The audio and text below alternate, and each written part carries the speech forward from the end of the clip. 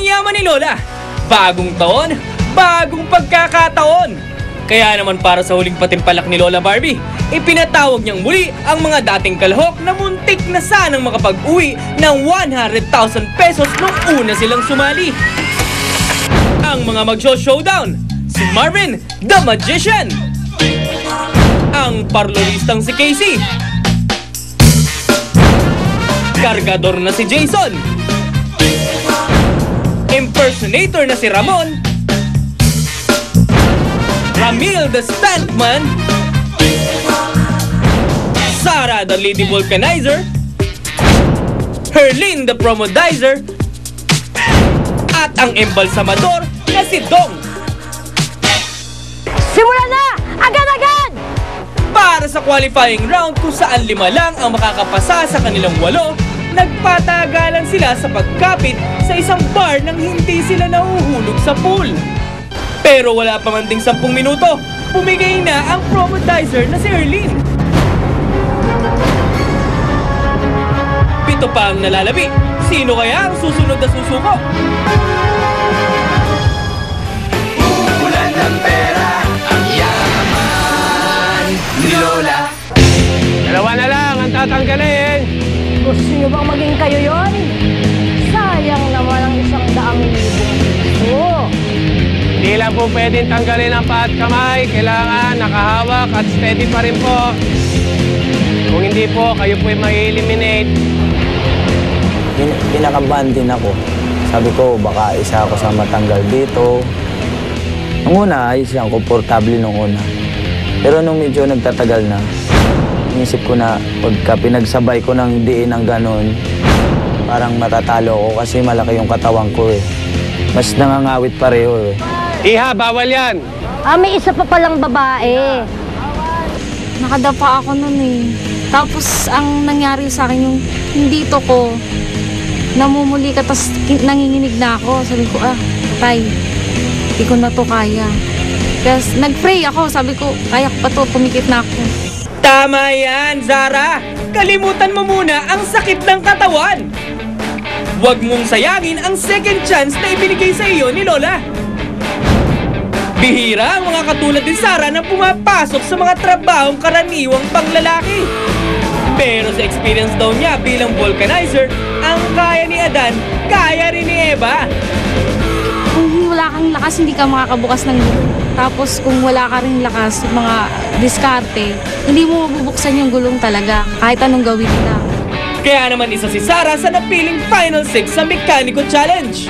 Pero sa kasamaang palad, hindi siya nakalusot sa unang pagsubok ni Lola Barbie noon.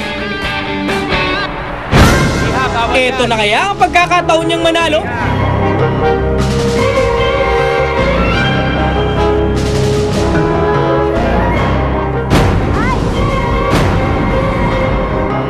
Hindi, bumipwelo lang siya. Ready na siya to swim. Huli ka na, Iha. Sabi mo na naman, mali na naman ang Mali na naman. Ang forecast ko kasi, babae ang tatagal.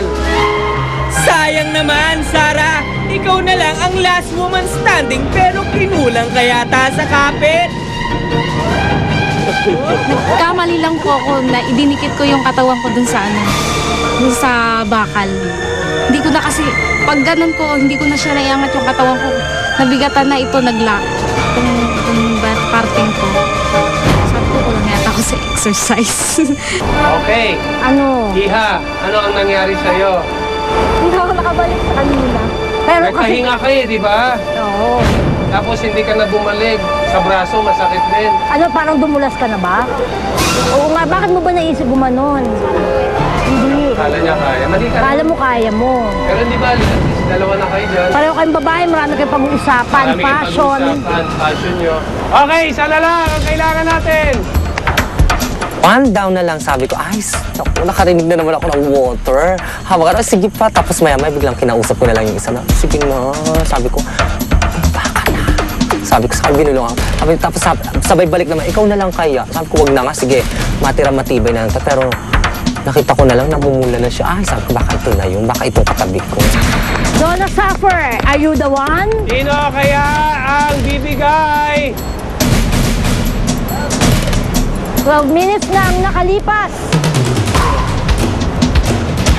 Stuntman natin, nanginginig na buong katawan. Nako, Nananakit na yung braso ko noon. Wala rin pala sa laki o lakas kasi pag malaki ka, mas mabigat ka. Kaya kailangan, ano na lang, libayan ko na lang. si Marvin parang tinatry mag-magic.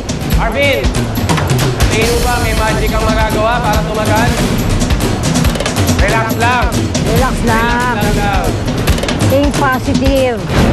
Unang napansin ni Lola Barbie ang galing ng magickerong si Marvin Arquero nang makapasok ito sa Final 6 ng Magician Search ni Lola. Nakalusot siya sa unang challenge doon. Pero kinapos naman siya ng hininga sa Underwater Escape Challenge. Kasi nung unang saba ko sa yaman ni Lola, second challenge, doon ako natanggal eh. Sabi ko, sayang, hindi pa ako umabot dun sa final. Sabi ko, eto sana umabot naman ako sa final. Hindi kaya kapusin naman ng lakas ngayon si Marvin sa pagkapit sa challenge na ito? Yan, pwede kayong gumalaw-galaw, basta huwag yung aalisin yung kamay at paa nyo dyan. Oo. Steady lang. Hoy, 13 minutes lang, nakakalipas. Isa na lang ang kailangan natin. Sino kaya? Sino ba sa tingin mo, Sir Benjo, ang medyo alanganin na pwesto? Pero para ma-motivate kayo, isipin nyo ulit, meron pang chance kayong manalo ng 100,000 pesos. Yaman ni Lola. Sino sa natitirang 6 na second chancers ang makakapasok sa Final 5? Abangan